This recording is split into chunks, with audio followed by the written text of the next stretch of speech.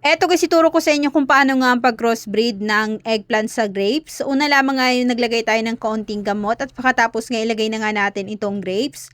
At sunod nga dito ay maghalo nga tayo ng aloe vera at baking soda at haluin lamang nga natin ito dito nga sa lupa. Ayan. At kapag nahalo nga natin ito ng mabuti, ilagay na nga natin siya dito sa paso. At sunod nga dito, ilagay na nga natin itong eggplant at grapes. So ayan, ayusin lamang nga natin ang pakakalagay. At pagkatapos ay tabunan na nga natin ito ng lupa. At sunod nga dito, ay diligan lamang nga natin ito ng tubig. At igilid lamang nga natin at takpan at antayin natin ng 15 days.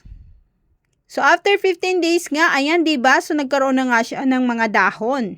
Bunutin lamang nga natin ito dito sa lupa. Tignan nga natin ang resulta. At ayan nga 'di ba? So nagkaroon na nga din ito ng mga ugat.